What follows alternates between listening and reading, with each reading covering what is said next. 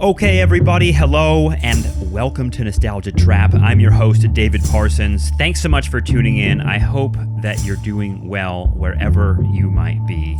Today we're talking about policing. Now, we're obviously not the only ones talking about policing lately. It's been a part of our discourse, political discourse, for my entire life. I think many of you have heard me talk about my memories of the LA riots happening in 1992 when I was a teenager and them having a sort of deep impact on the way I thought about the world around me, particularly the politics of Southern California. But this police conversation that we're having today in 2020 around Black Lives Matter and those issues, and kind of like, to me, absolutely shocking in terms of the scale of the George Floyd reaction and protests. But in either case, the police story and the story of policing and mass incarceration often pitched in the United States, even among the left, as a sort of domestic story. A story that like emerges out of slavery and the legacy of slavery. And we've talked a lot about that legacy and that particular domestic story and the war on drugs and the sort of urban hysteria about crime in the 1960s, 70s, and 80s, driving white flight. I mean, it's a big story, but it's one that's often located in the United States.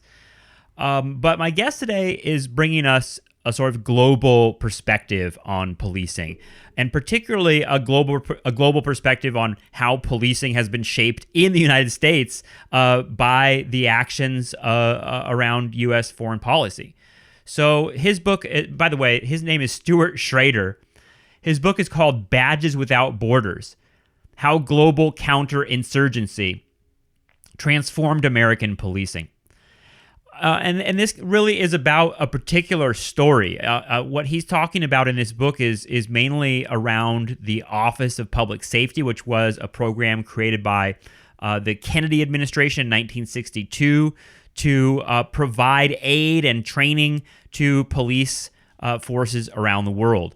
So this story is an incredible one, and I want to read a brief excerpt from Stuart Schrader's book to sort of frame a little bit of the story that he's telling, which is, again, to sort of complicate and I think add a really important dimension to our whole understanding of what the police are in America when we see the tanks on the streets and the tear gas being used on American civilians in American streets.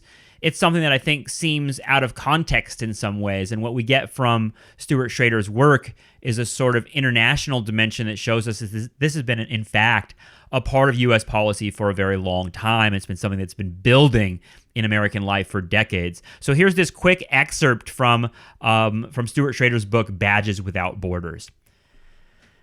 To take stock, over the course of the 1960s, the U.S. Police Assistance Program was at the center of a deterritorialized state-building project, which beckoned and influenced a broad range of policing professionals who, thanks to its work, developed new technical repertoires and political positions, among them facility with state building itself. The Omnibus Crime Control and Safe Streets Act of 1968 adopted Office of Public Safety as a tacit model of devolutionary state building, of using law enforcement to reconfigure the state while extending the reach of centralized security resources and expertise. The police power, characterized by the United States Supreme Court in 1873 as, quote, incapable of any very exact definition or limitation, end quote, would finally be matched in its conceptual limitlessness by a functionally unlimited and interconnected set of police institutions. Though often competitive with each other for resources, police agencies joined U.S. city precinct to Southeast Asian rural hamlet through a unified set of techniques and technologies. A unified disposition corresponded. Security came first. But this period also saw a broad shift in political culture. Before elected officials latched onto cries for law and order, law enforcement officials already found such demands to be politically feasible, drawing increased attention, legitimacy, and resources to their own agencies. Soon, law and order became a dominant bipartisan theme of political campaigns, driving the state building whose contours the project of global counterinsurgency had suggested. Oh, man, that's great stuff from Stuart Schrader, and it really gets at what we talk about on this episode, which is really kind of connecting U.S. foreign policy, U.S. state building, particularly during the Cold War, to the wider presence of police and carceral systems within our own society. It's really chilling stuff. And again, he gets at like the real practical history and the nuts and bolts of how this operated, particularly through the Office of Public Safety and this figure named Byron Engel. So enjoy this conversation. I want to call your attention very quickly to a couple things we got going on the Patreon. If you go over to patreon.com/nostalgiatrap, we are starting a new series with Daniel Bessner. The first episode is up right now, so you can go check it out right now. I think it's episode 208, Chillin' with Danny B. And really that Chillin' with Danny B kind of captures what I wanted to do with these episodes, which is sort of open up a space for subscribers only, in which we can sort of grapple with issues within the left, issues within the broader history of the left, do a little bit of gossiping, do a little bit of challenging each other, and hopefully, for me, I hope not to say anything that would get me canceled within the broader left, and that's part of why it's subscribers only. I want to stay within the Nostalgia Trap family. So if you want to become a part of that, go to patreon.com/nostalgiatrap, and me and Dan are going to be putting up a lot of conversations in the coming weeks, which I hope you will enjoy. Okay. Let's get to today's episode. Enjoy this conversation with me and Stuart Schrader. Okay, well, Stuart Schrader, thanks so much for joining us. I've been wanting to talk to you for a while. Your book is getting a lot of attention, I think rightfully so right now. It's called Badges Without Borders: How Global Counterinsurgency Transformed American Policing. Thanks so much for joining us.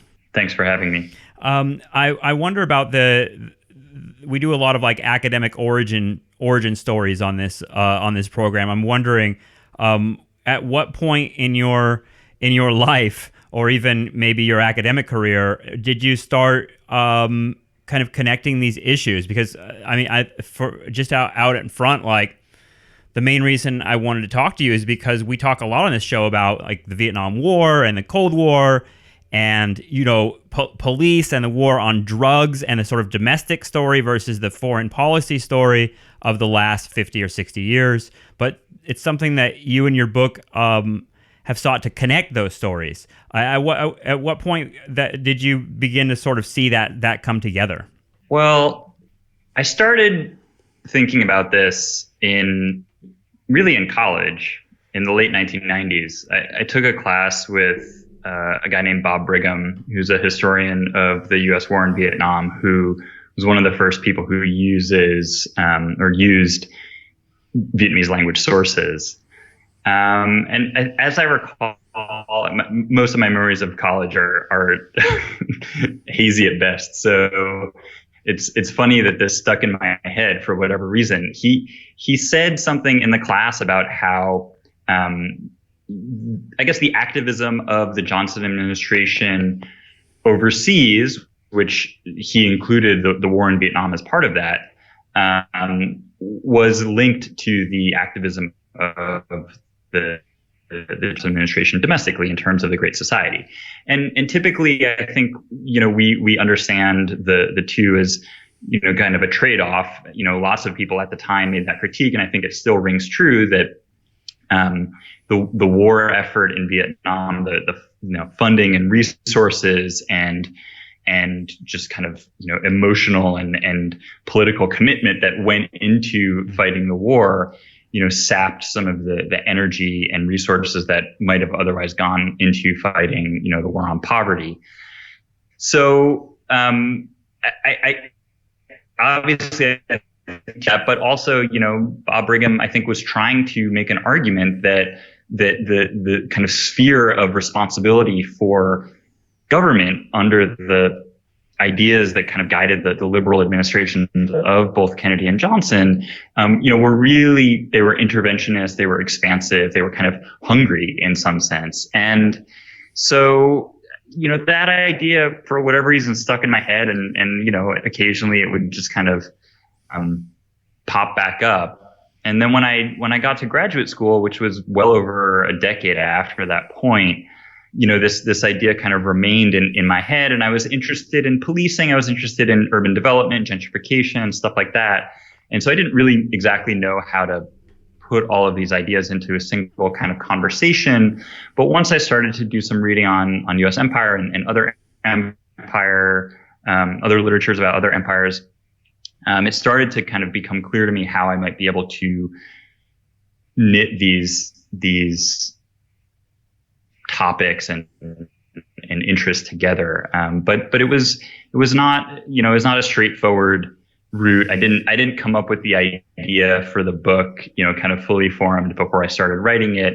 When I started in grad school working on it, I thought I was really writing about the militarization of policing, which of course is a topic that people are really interested in 2020, but have been interested in for quite a while.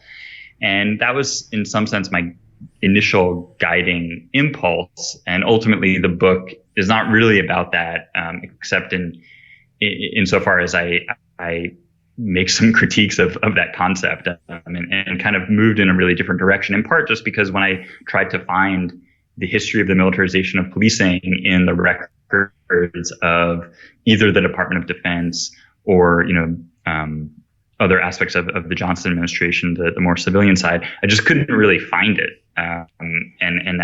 So I kind of realized that's not to say that there isn't a story to be told there. I think there is, but it just was not as straightforward as I originally thought it might be, which led me in different directions. Yeah, I was kind of wondering about the global dimensions of it and how that entered the story, because it seems like that's the main contribution of your work, is to sort of make us think about a story that, I feel like is being told a lot more about, the war on drugs in the United States and how that became a part of policy to expand, the carceral system. And I think people kind of know that story more and more. But it seems like one, and I don't know if you would agree with this, that the global dimension is sort of missing, and in that story generally. We generally tell it as a story of sort of American domestic policy, the sort of hysteria about crime and drugs in the 60s and 70s, and that being kind of used by politicians to sort of accelerate that movement. But we often kind of miss the sort of connection to the Cold War and everything else that's going on. I know there wasn't maybe an aha moment that kind of made it all happen at once, but what made you start seeking the kind of global dimension of this story? Well, I think in some ways I was more interested in U.S. foreign policy at first, but I was also interested in the rise of the carceral state, mass incarceration, from more of a kind of activist perspective. And, I think a lot of people recognize the connections, certainly going back to, the 1990s and the kind of emergence of some of the critiques that we now understand as the abolitionist critique that is now on a lot of people's minds today. The term prison industrial complex emerged in the 1990s as a way of characterizing what had evolved or emerged in the United States. And that term itself, I think, implies, if not connections, at least parallels to the military industrial complex. So I think a lot of people have long understood this, and certainly to the extent that the abolitionist critique that fed into critical resistance and organizations like that, comes out of the work of Black radicals, including Angela Davis, who, have had for by that time decades been making critiques of U.S. empire and could trace some of their activism and radicalism to the era of the war in Vietnam. I don't think it was, I don't think it's something that people are necessarily surprised to find the connections, but I do think it is something that has just not really been excavated in the historical literature to the extent that was satisfying to me. And in some ways, that's why I did the work. I thought there was something there. I didn't know exactly what it was before I started looking, and I just kind of became obsessed and voracious in trying to figure it out. And there's of course still a lot more to be said. I don't think that my account of the role of U.S. police assistance overseas, which is relatively a kind of small piece of the larger picture of U.S. foreign policy, but I guess I argue in the book that it plays an outsized role in this history. So police assistance is not the only piece of the puzzle. I think, kind of pound for pound, it's of greater importance than we might assume. But yeah, there just has not, I think, been enough to, in the historical literature to really draw these connections, and they continually crop up. It's like during the Iraq War, the prison torture scandals, certainly more recently the Chicago police torture scandal. All of these stories, they have a clear, the Iraq story has a clear connection to domestic incarceration, because some of these military police who were doing the work in the prison had been in Iraq, had been prison guards in the United States. Similarly, the Chicago police black site or the Chicago police torture scandal has connections to military veterans. So we kind of know that there are these connections, and they keep popping up. And every time they pop up, people say, "Oh, of course, that's no huge surprise," or maybe not everybody, but yeah. we still kind of lack a really thorough and rich account of how all of these connections have come into being and what their consequences are. Yeah, there's a moment in your book in which you talk, more than a moment, you talk quite a bit about CS gas and tear gas, and the particulars of how that became sort of a tactic and a weapon, and it reminds me of, and I think you actually mentioned this specific moment that's it's actually featured in a documentary you may have seen called Berkeley in the 60s, in which they talk about these activists who are part of the anti-war movement are on campus, and these helicopters drop this gas on them, and it's used in the movie as a sort of like reflection by someone in the 90s who was there, who says, that's when, I turned to my friend and said, oh my God, like we're being treated like the Viet Cong. And like, if that's true, then like we have to get out of this because they're going to like unleash this terror on us. And that moment always stuck out to me. And I always thought, oh, it's kind of like an interesting metaphorical connection she's making there, between like Vietnam War and the suppression of activism in the United States. But in your research, where does this CS gas come from? Because it seems like the connection is a little more than a metaphor. Yeah, absolutely. It is not a metaphor at all. It's a direct linkage. So the history of CS gas is one of the, I focus on that in one of the chapters of the book.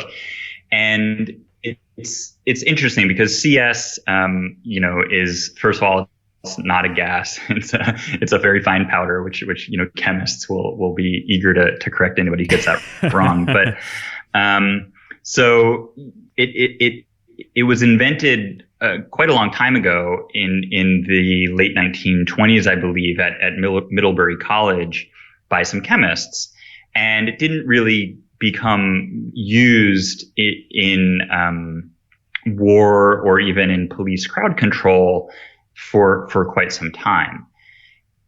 The British military and the US military start experimenting with it in the 1950s, and they come to the conclusion that it's more effective than existing chemicals. The most common tear gas that was used at the time was a chemical called CN, and then there's another chemical called DM. Sometimes DM and CN are combined. And these chemicals were basically thought to be not as effective as CS. And some of the testing that the US military engaged in of CS occurred in South Vietnam. Now, as soon as the US military and the South Vietnamese military start using CS, well, the extremely savvy propaganda arm of the North Vietnamese government tells the world that the United States is engaging in chemical warfare in Vietnam in violation of, international law and treaties and so forth. So the Johnson administration is, although, there's kind of been, and it's a kind of convoluted history of how the decision is made, but the Johnson administration is immediately kind of on its heels and has to defend the use of CS. And so what they do, and this is, McNamara, Secretary of Defense McNamara, Dean Rusk, the Secretary of State, and the president, they all get involved in trying to justify the use of CS. And first of all, they say, well, it's being used only in these defensive situations. It's being used, to rescue hostages and so forth. And it's, in any case, well, this is no different from the type of tear gas that police in the United States would be using. And, Johnson has this very interesting line that I quote in the book, which I'm not sure I can reproduce verbatim, but he basically says, look, if a bunch of Negroes marched on the White House, we would use this same chemical on them. And so to me, I was like, okay, I'm trying to make this connection about, the way that racism is kind of occurring on a global scale, and the policing of Black America is deeply connected to U.S. imperialism. And so here Johnson just kind of lays it out very explicitly. Wow. So, but the thing was that Johnson was basically lying. It was not true that police in the United States had access to CS in 1964, 1965.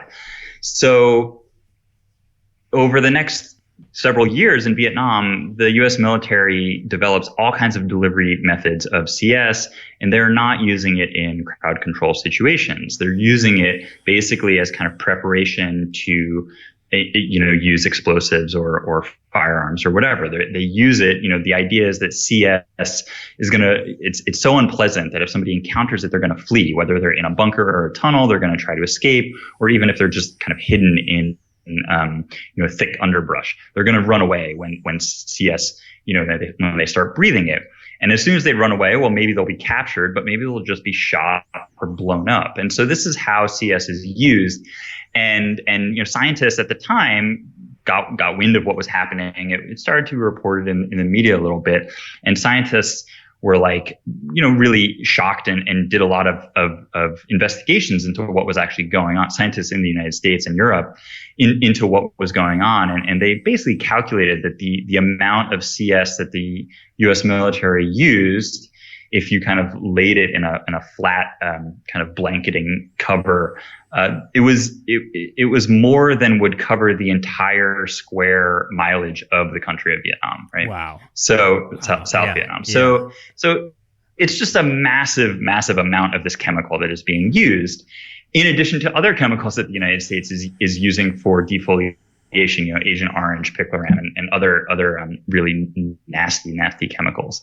So this is kind of the background to the then deployment of CS for crowd control purposes in the United States beginning in 1968. And basically the history of this is that in addition to the use of this weapon in Vietnam, it's also being delivered to police departments across the globe by the Office of Public Safety, which is the police assistance arm of the Agency for International Development that I focus on in the book. And the director of the Office of Public Safety, whose name is Byron Engel, who I focus on in the book, who he is a very interesting character who we could talk about. He makes the recommendation to the Kerner Commission that police in the United States in situations of crowd or riot control should not fire their guns at crowds as they had been wont to do during the 1960s. Instead, just like the Office of Public Safety recommended, in countries across the globe, in Africa, Asia, and Latin America, police in the United States should use quote unquote non-lethal weapons, chemical weapons and so forth, meaning CS. So immediately CS in 1968 appears in police arsenals. It's used in April 1968 in the unrest after Martin Luther King is killed. And it quickly replaces the existing chemicals, not fully replaces them, but, in a lot of ways, replaces CN and other chemicals that were available. And the delivery methods that had been tested in Vietnam, including the helicopter that could douse a whole, plaza like happened in Berkeley, and I've seen that footage, and it's really remarkable Super footage. Crazy, yeah. Yeah. And also there's National Guardsmen on the ground in Berkeley as well, and some of them are carrying these other tools that have suddenly reappeared in Seattle, 50 years or more later, or sorry, not Seattle, in Portland, 50 or more years later. Over the past couple of weeks, there's this device that basically shoots out a cloud of CS or other chemicals. So they're using that in Berkeley in the late 1960s.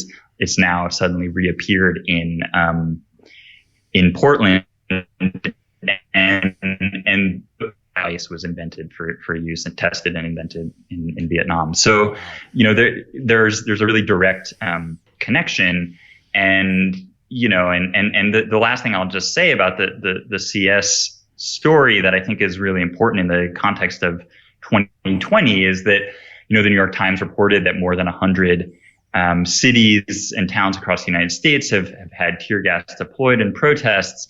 And it's not just the kind of vast extent of the use, but the tactical use of it. There's so many videos that we've seen over the past couple of months of police, shooting at people, shooting gas at people who are basically, standing still, are not doing anything aggressive. In fact, it's the gas that is the aggressive tool. The police are using it in an aggressive or escalatory fashion. And I would argue that we can trace that all the way back to the war in Vietnam, where this weapon was justified as being used defensively by the Johnson administration, but in actuality was really most frequently used in a really offensive, aggressive, tactical fashion to kind of make it easier in some ways just to kill people. Oh, God. And it sounds like this, the Office of Public Safety, or OPS, and Byron Engel, those are figures that I haven't heard a whole lot about. And it's funny because I studying this history, you end up hearing a lot about J. Edgar Hoover and other sort of architects of police of police terror in the FBI in the United States, especially aimed at radicals, whether they be black radicals or white radicals, and even using the war on drugs as a lever against them and that sort of thing. But it seems like just that testimony to the Kerner Commission seems like it's linking directly the idea of counter-revolution overseas and counter-revolution in the United States. And I wonder how much you saw that that language in other places beyond OPS, or how explicit was that? Because like I said before, I feel like this metaphor is always in the air about the 60s. People would when the Watts Watts uprising happens in 1965, you had newscasters saying, "Oh, this is like guerrilla warfare, and this is like this is like the stuff we see overseas." And even today, when you see really repressive police tactics, people tend to almost say, "Oh, this is almost like something that would happen in another country and not in the U.S." But I wonder how much of it, because it sounds like you found these explicit connections. How much of that language of counter-revolution is among the policymakers, even in the 60s? Yeah, I think it's actually quite explicit, and in some ways, I had this fantasy throughout of while I was doing the research for the book and writing the book, of just kind of, creating a spreadsheet where I would list every example where somebody kind of made this kind of metaphor or analogy comparing the overseas setting of war to the, domestic law enforcement setting. And I never actually did that. And I probably never will do it, but it's suffice it to say that it appeared quite frequently, and like you say, everywhere from newscasters to kind of man on the street interviews to high level policymakers in the National Security Council, and as well as social scientists and of course radicals themselves who made these comparisons in an anti-imperialist vein. I think that the figures like Hoover, who of course deserve a lot of attention, are not necessarily the most, I don't know what the right word is. They're extremely important, but let's put it this way. Hoover had been around for quite a long time by the 1960s. Yeah. at that point, of course, he's directing COINTELPRO, which is revealed in the early 1970s, but he doesn't really have an overseas purview. So part of what motivates COINTELPRO, of course, at least the legal authority for it, is the search for connections between foreign governments and domestic radicals. Now, that justification, of course, was really stretched extremely widely, and there is not even the barest pretense of an assumption that, say, somebody like Fred Hampton has connections to Moscow, but that's at least the foundational legal justification for it. But Hoover is pushed out of the foreign domain, foreign policy domain, basically in 1947 when the CIA is created. Truman creates the CIA, and I don't know that Truman necessarily, intentionally wanted to sideline Hoover in that way, but there were certainly some very powerful other people who came out of the OSS and basically ended up being the key leaders of the new CIA, who they wanted Hoover out of the foreign policy domain. They did not think he was really up to the task. And, kind of like the last gasp of Hoover's overseas intelligence, counterintelligence program, is during World War II. And that is a kind of direct precursor to the Office of Public Safety. The FBI in Latin America operated something called this, Special Intelligence Service, or, some very boring name like that, mm-hmm. which was a police and intelligence program in Latin America, where the idea was to kind of, find Nazi spies, make sure that the Nazis or the Italian fascists, that they couldn't gain access to natural resources. But of course, Hoover is in charge of this, and yeah, no question, Hoover's worried about the Nazis gaining access to, natural resources in Latin America, but he's also more concerned about, in some ways, the labor movement and the left in Latin America. And so, the Nazis and the Italians and even the Japanese are not really, by the time World War II is the U.S. enters the war, they're not really doing very much in Latin America. But the trade union movement and the labor movement and the left is active, and so Hoover, in addition to other people in the State Department, are keeping tabs on the left then, and helping to equip and train police in Latin American countries to do that work. And so that basically ends at the end of the war, and at that point, what becomes the CIA, the leaders of that organization, they'd already said, like, look, Hoover can do this in Latin America, but he cannot do this in the rest of the world. That's going to be the responsibility of the OSS.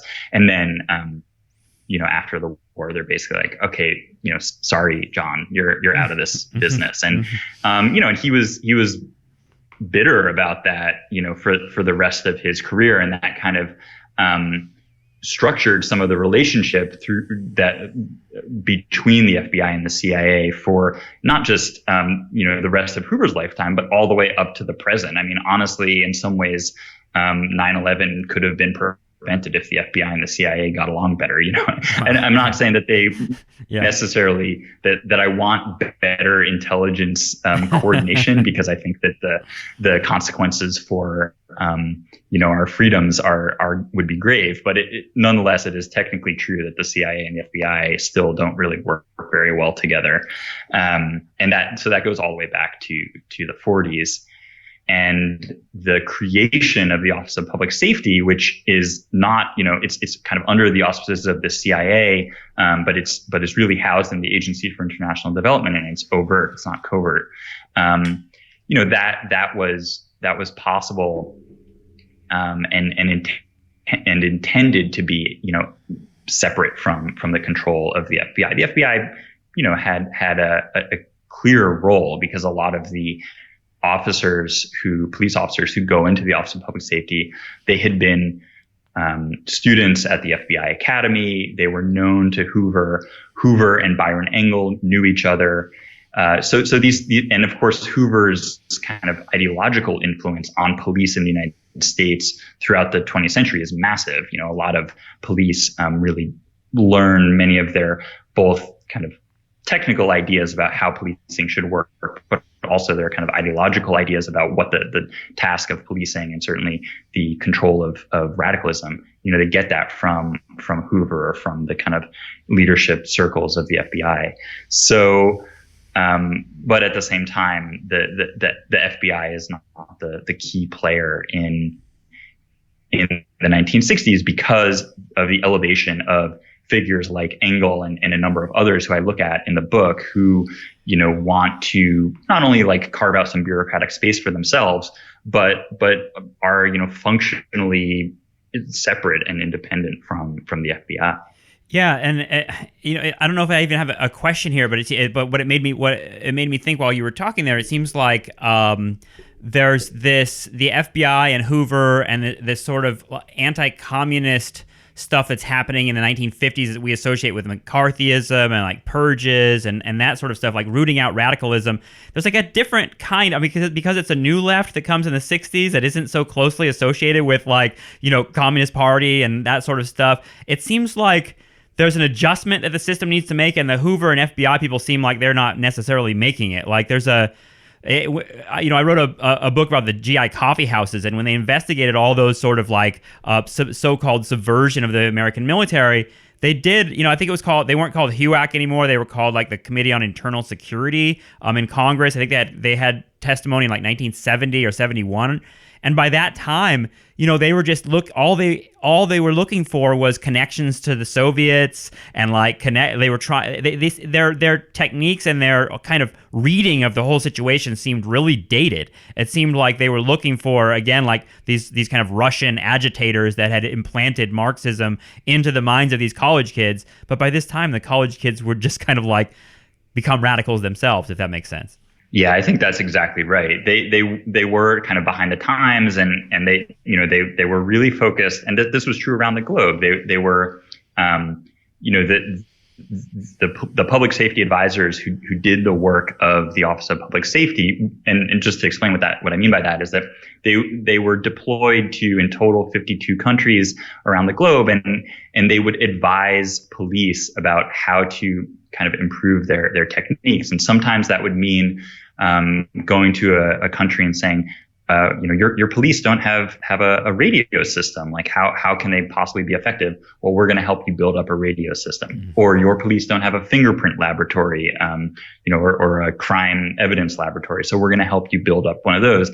But then we're also going to offer training courses. So that there was a training academy in Washington, D.C., and then there were also training courses developed in the individual countries around the globe. And then, of course, the United States provided all kinds of materials that police needed. So, of course, if you need to build a fingerprint lab, well, then you need the equipment that goes in a fingerprint lab, all of the materials, ranging from the little, brush that we would imagine from like a crime procedural to the kind of data management tools, as well as, again, going back to what we were talking about earlier, the tear gas and other weapons and ammunition that the United States provided. So the Office of Public Safety is if they're going to provide you guns and ammunition, well, they want to train you in how to shoot those guns. They want to make sure you have in your police department you have a machine shop to repair the gun. So all of that type of stuff, in terms of upgrading the capabilities of police, is what the Office of Public Safety is doing at the same time as they're trying to make sure that the communist movement does not gather strength in these countries. And often they were focused on the labor movement. And now in some countries, the labor movement was the primary, vector of left-wing radicalism, but that wasn't true everywhere, obviously, because not every country around the globe, certainly, in what at that time, would have been called underdeveloped countries, they didn't necessarily have a huge labor movement that, kind of corresponded to what the labor movement looked like in the United States or in Europe. It looked very different. ultimately, through this kind of focus on the labor movement and trying to ferret out connections to Moscow or Beijing or even Havana, the labor movement in many places was suppressed. And of course, the police were not the only form of suppression of the labor movement. Of course, AFL-CIO and other trade union organizations also played a role in suppressing the militancy of the labor movement in a lot of countries. So the U.S. had a kind of multi-pronged role. But one of the things that happens when the labor movement gets suppressed is that a new left emerges. It's emerged in numerous countries where it's not really connected to the labor movement anymore. It's younger people, it's students, and they are engaged in totally different types of radicalism and protest tactics that are not akin to the old strike format. And this, in some ways, catches the Office of Public Safety a little bit off guard, but they're relatively quick to kind of retool, and in part because they were already aware of the kind of risk or threat of guerrilla warfare. So once radicals, like I just published this piece about Uruguay. Once radicals in Uruguay start doing bank robberies and eventually kidnappings, the Office of Public Safety is kind of prepared for that because they, in some sense, they predict it. But I would also argue that they basically caused it because they had been so adept at helping the Uruguayan security forces suppress the labor movement, suppress student demonstrators,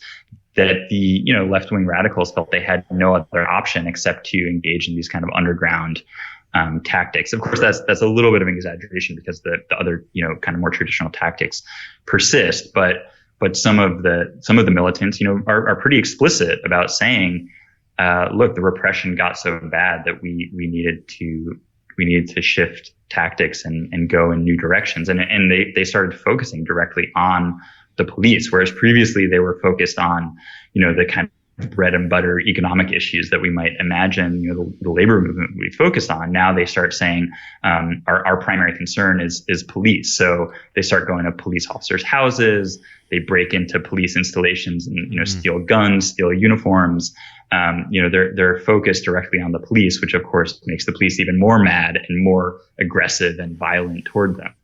Is this connected? And forgive me because I didn't see it in your book yet, but is it connected to like the School of the Americas and like the idea of because it sounds like the United States training counter-revolutionary or counterinsurgent forces in Latin America in the 80s is a story that I certainly was like when I was growing up. That was the Contras and all that story. So is that connected to OPS directly, or is it because it sounds like a similar phenomenon? Yeah, so the School of the Americas originally was in the Panama Canal Zone, and the Office of Public Safety also for a few years operated a police training academy for Latin American officers in the Panama Canal Zone. It was called the Inter-American Police Academy, and they were basically side by side, and they collaborated with each other. They would sometimes share both trainers and trainees. Some of the people who would attend the School of the Americas would attend the OPS facility. And ultimately the Inter-American Police Academy is shut down kind of in part. One reason is that the situation in Panama got pretty difficult because there were anti-US kind of uprisings or riots. And the facility itself actually got damaged in those. And that was, I think, in January of 1964, if I'm not mistaken. But the other reason that they shut it down was that they wanted to have one facility where people could come from all over the world, and it wouldn't make sense to say bring officers from Indonesia to the Panama Canal Zone where the classes were all in Spanish, right? So they opened a single academy in DC that operated in French, Spanish, English, and Portuguese, and but also they wanted to. The Office of Public Safety wanted to make sure that it was offering a kind of different product from the School of the Americas, because if the penny pinchers in Congress really paid attention and basically they never paid close enough attention. It's like Congress is dysfunctional and ignorant in 2020, but it was that way in the 60s too. But if they did really pay close attention, they might have said, well, why do we have this military counterinsurgency school in addition to this civilian counterinsurgency school? Let's save some money by either combining them or having only one and not the other. So, separating them out and having one in Washington, D.C. rather than, both in the same area in Panama was kind of a way to protect the institution. Ultimately, then they open one in Washington, D.C. and you have these racist congressmen interviewing or interrogating members of the Office of Public Safety, and they're saying, look, like Washington D.C. is this crime-ridden, unsafe place. Like how can we bring cops from Latin America to Washington D.C. If they come here, they're gonna see that we don't know anything about controlling crime, and like maybe if you're so good at teaching them how to control crime, maybe they should be deployed to the streets of Washington D.C.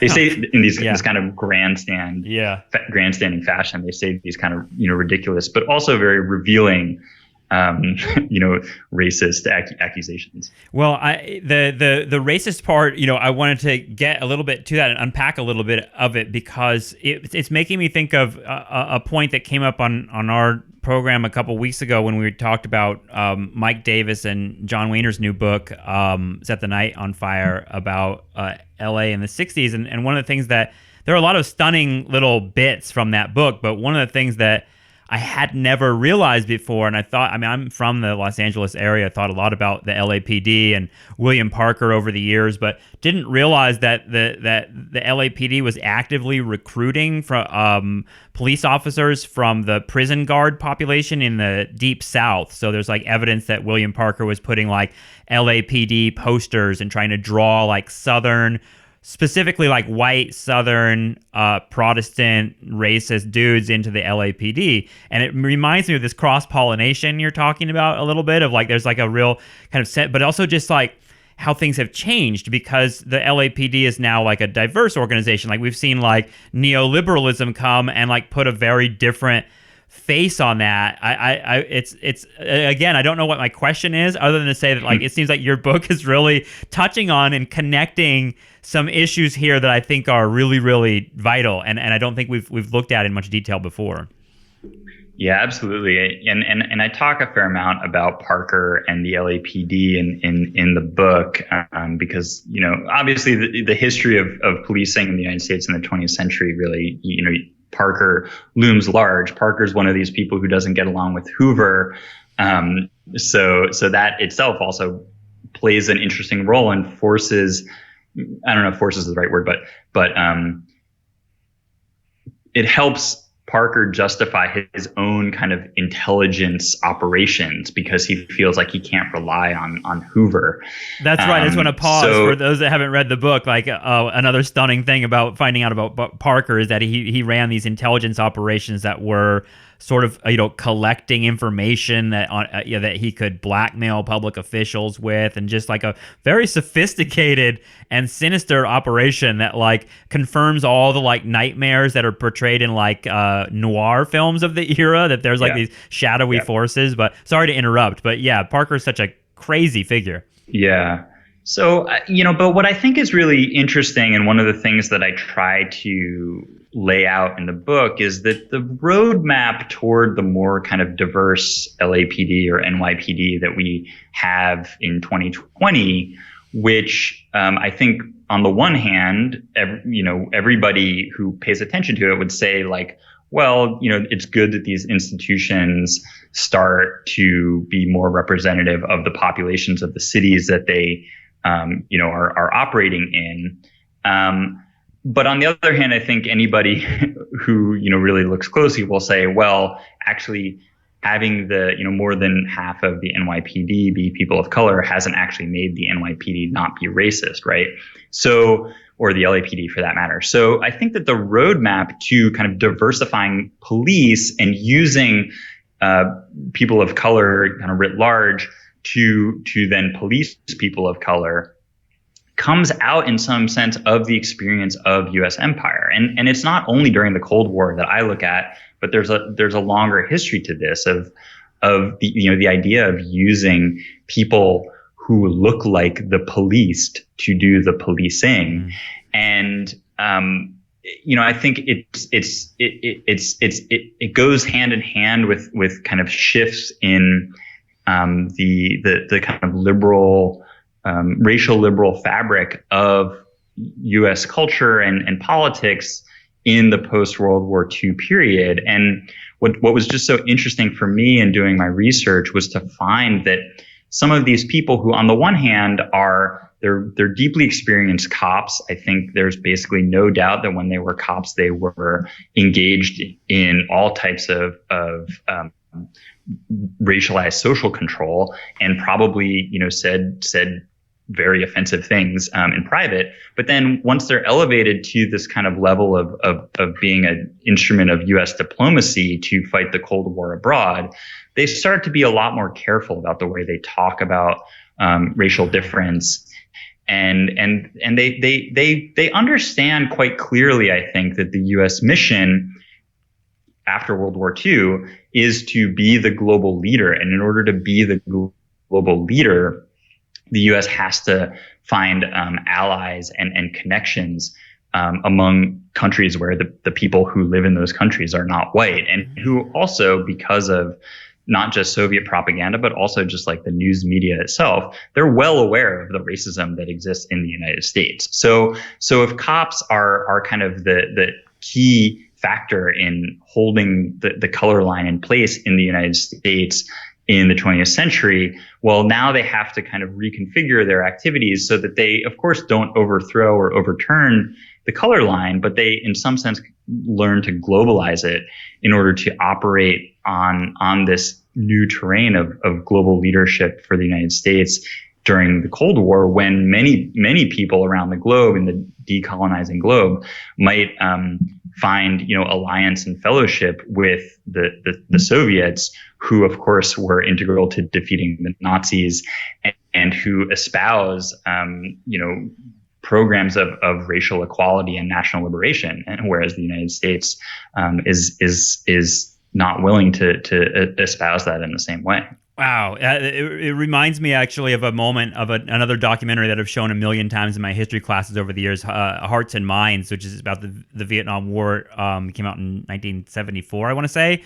But it's got this clip of Daniel Ellsberg, the Pentagon Papers guy, who is also the Rand Corporation guy, and he's talking about how, the vision of the Rand Corporation, how he and a lot of other like idealistic young liberals coming out of the Ivy Leagues found themselves in the Rand Corporation and did not see themselves as the forces of evil. They saw themselves as doing something really progressive, and they even saw their counterinsurgent tactics in Vietnam, as violent as they might be, as including torture as they might be. They saw it in a positive and progressive light, and as part of bringing democracy. And it took a long time for Ellsberg to come around, and he's only one guy. I mean, I assume there were a bunch that didn't have the revelations that he had, but it seems like that imperial project. I love how you frame that, because it's like there's a face that needs to be put on it, and it seems like that's been part of the work of the post-Vietnam era, has been kind of changing the face of it. Yeah. I think that's exactly right. And Rand is central, and it also turned out to be the case that, in Rand Corporation analyses, to go back to what we were talking about earlier, it became quite common to see these comparisons between, say Vietnam and unrest in the United States, or other types of cross-border analogies. So I think, again, you're right to say that this is a self-understood liberal or progressive project of empire that is trying to manage a really challenging kind of global situation on the one hand, but also a really challenging domestic situation, because you have, for these liberals in the think tanks or in the Johnson administration, you have the right always kind of like yelling in their ear, whether it's, kind of reminding them like who lost China, that kind of line that I think honestly like affects American politics to this day in many ways. So whether it's that or whether it's the notion that like the United States can't fully own up to how racist it is, because that will be demeaning to the South, right? So you have this really kind of complicated dance that these liberals have to play, and oftentimes what happened, particularly with the experience of the Office of Public Safety, is that the liberals in the State Department are they're in various countries, Guatemala, as an example, they're in these countries where they're deeply worried about the threat of communism, and so they're willing to put a lot of resources and assets into preventing communist revolution, which means empowering the police, of course, empowering the military as well. In part because they believe the right in its kind of fear mongering, and they also, but they themselves are anti-communist as well. Yeah. So what ends up happening is that the right kind of manipulates the liberals into getting what it wants, even as the liberals kind of are quite credulous about the threat of communism themselves, until all of a sudden, next thing they know, there's death squads and disappearances and massacres, and then some of these liberals end up writing these kind of memos that become these famous documents of the Cold War, where they say, basically like, what the hell happened under my watch? I thought we were trying to prevent communist revolution. I didn't realize that we were basically like putting guns in the hands of kids to go kill people, shoot people down in the streets. So that's just like a recurring pattern throughout the Cold War. And I'm not terribly sympathetic to the naivete of the liberals, but at the same time, I do think it's worth kind of reckoning with what they thought they were trying to achieve and why it was so impossible, because I think that can give us a little bit of a clearer strategic sense of how not to fall into some of these traps that liberals fell into. The right has been consistent in talking about what it wants, and liberals have consistently, I think, been intimidated or manipulated by the right. And so, how can we get out of that kind of pattern is I think an important question. Yeah, I mean I feel like that's a big moment in the acceleration of the Vietnam War with Johnson, is sort of reacting to the right that's pushing him, and it's a political thing, but it just so happens that Johnson and other progressives have this sort of paternalistic attitude, a racist attitude towards especially what they can achieve overseas. So it all comes together to create that nightmare. There are so many things I could ask you. Just one more thing I wanted to ask you that's popping up in my head in order to connect it to today is I'm thinking about Eric Prince. There's a figure. I mean, where does he figure in this? Because it seems like Eric Prince as a singular figure, but also as a kind of phenomenon of like these sort of organizations. I guess you might call them defense and police organizations that sort of exist beyond borders, and it felt like it connected to even the title of your book, Badges Without Borders. I thought of Blackwater. I don't know if they're even called Blackwater anymore. They've changed their name a million times. They've changed their name. Yeah, but where does that fit into? Because it seems like that's both kind of connected to the phenomenon you describe historically, but also a different kind of fold in it. Well, the Office of Public Safety closed down in 1974, 1975. Congress shut it down in part based on activism, that New Left peace movement activism that tried to get it shut down and was successful. But what ended up happening was that a number of the figures who worked for the Office of Public Safety overseas, training police and assisting police in other countries, basically just went into private security contracting. And that field was not it was not that big at that time in the 1970s, and it really starts to grow in this moment and increasingly in the 80s.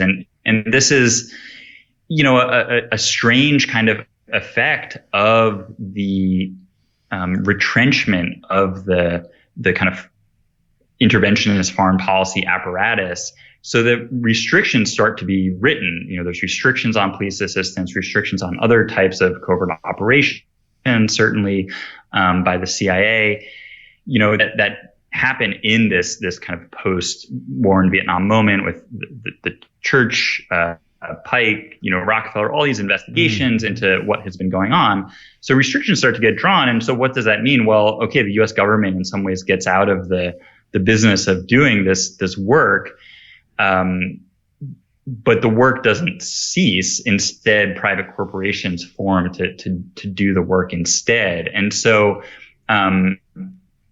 there were some public safety advisors who worked in Saudi Arabia, and Saudi Arabia basically tried to find a way to circumvent the restrictions on police assistance that Congress put into place, and said, well, we'll foot the bill. What if it's U.S. advisors, but no U.S. taxpayer dollars go into it, right? Well, there was a little bit of legal wrangling, and ultimately they Congress or whoever basically said no, that is unacceptable. So the public safety advisors say, well, maybe we should just keep doing the work privately. And so there was a corporation that already existed called Venel, which did some construction type contracting in Vietnam and elsewhere on behalf of the U.S. military. Venel, when the war in Vietnam ends, Venel is like on the verge of bankruptcy. Suddenly they're like, why don't we create a police assistance branch of our company and get money from Saudi Arabia, which has basically infinite amounts of money starting in the 1970s because of the oil embargo and all of that stuff. So Venel Arabia is formed, and it's overseen by a couple of public safety advisors who basically they retire from the U.S. government, and now they're private contractors. And Venel Arabia exists up to this day, training the Saudi National Guard, which is a massive force of repression within the country. So other public safety advisors form their own companies. Others go into various other lines of work in law enforcement, including becoming privatized. Some of them go back into policing and so forth. And the book Violence Work by Nicole Siegel traces a lot of this in a super interesting fashion. But yeah, it's absolutely true that the kind of precedent for organizations like Blackwater really is set in this moment, and it's in part out of the movement to kind of rein in U.S. empire and rein in its kind of most nefarious aspects. But that just kind of creates these new possibilities for private contractor operations, and it's a really interesting history. And I think we historians don't kind of know the full extent of this transformation, in part because it's just so hard to do research about these firms. It's much easier to do research about the Office of Public Safety because it was a government entity. Its records are governed by laws about records retention. Although in my research I found they also destroyed a whole lot of files, probably against the law when it was shut down. So but when it comes to private corporations, that's an amazing point. And I think that's something that historians will be thinking about a lot in the future, is sort of how are we going to tell the story of a corporate era? How are we going to tell the story of an era in which corporations are in some ways more powerful in shaping reality and history than states, or at least on their level. So like that, that's tricky, because I was going to ask you, you may have done a lot of Freedom of Information Act requests to like get information from the government, but that doesn't really exist when it comes to corporations, right? I mean, they don't really have any legal structures to like keep records. They can just hide all this stuff, I'm assuming. Yeah. God. Yeah, that's right. God, that's really scary. So yeah, we've arrived at a moment where private contractors, it seems like, are even on the streets of the United States. I mean, there were sort of viral videos coming out of places like Portland and Minneapolis, I feel like, that had these figures that it's unclear exactly where they come from, and people were saying these are from the federal government or they're private contractors. It seems like it represents a really like insane element of this like particular flash of street fights we're having. Really, this in 2020 seems like the notion that all of the forces that you describe, the kind of this sort of institutional history of the past many decades, seem like they're all sort of coming together in a collage on the streets of the United States right now. Yeah, I think that's right. I mean, I'm a little skeptical of some of the claims that there are Blackwater type private contractors operating. I think that some of it is basically conspiracy theory as far as I'm concerned, but. The same theories came out of the Hurricane Katrina, if you remember. There was a lot of lot of sort of like big claims about who was on the streets. But I guess my point is like the fact that we don't know is part of what's driving this. No, I think that's exactly right. And and in a lot of ways, the idea that the government should run like a corporation, which Trump in some ways is the apotheosis, and maybe Trump's the disastrousness of the Trump presidency, perhaps that will put an end to that kind of notion, although I'm not all that hopeful because so many people bought into it even beforehand. But I do think that the risk is, that the federal law enforcement agencies might be operating, and even if they aren't private contractors, they are going to themselves act as if they are not accountable to any kind of public records laws and so forth. So I do think that in that way, the risk is that government tends to operate, more like a corporation, not because it's just, kind of operating for profit, but because it sees itself as completely unaccountable. And, this has already been the reality when we're talking about policing, for, as far as you could go back, we're talking about an unaccountable set of operations. And if anything, federal law enforcement has been more accountable through public records types of requests than any other law enforcement agency. But I think that we're also kind of witnessing a change in that. And it goes hand in hand with the apparently increasing deployment of federal law enforcement officers. So it's all a pretty scary situation, and I don't know that we really have a full grasp of everything that's going on. And the problem is that historians, to the extent that historians exist in a few decades, they might not be able to get a full grasp on what had happened because the records might not be available or exist. Yeah, it's all super scary, and your book is super scary, but it's also one that I think is just incredibly important for connecting and really kind of uncovering the nuts and bolts of how a lot of these things function, particularly the connections between domestic policing and the larger imperial project of the Cold War and beyond. Your book, Stuart Schrader, is called Badges Without Borders: How Global Counterinsurgency Transformed American Policing. I know you know the name of the book, but I want everyone that's listening to this to know the name of the book too. But thanks so much for joining us. I really appreciate it. Yeah, thank you for having me. Okay, huge thank you to my guest, Stuart Schrader. Go check out his book, Badges Without Borders: How Global Counterinsurgency Transformed American Policing. Super scary stuff. Speaking of scary stuff, go check out the conversations I'm having with Dan Bessner on our Patreon. He and I are really getting into it. We've dedicated ourselves to having conversations each week that sort of plunge into some of the bigger issues within the larger left world. So I hope you enjoy those. Go to patreon.com/nostalgiatrap if you want to join up. All right, thanks so much, and we will see you again very soon. Take care. Bye-bye.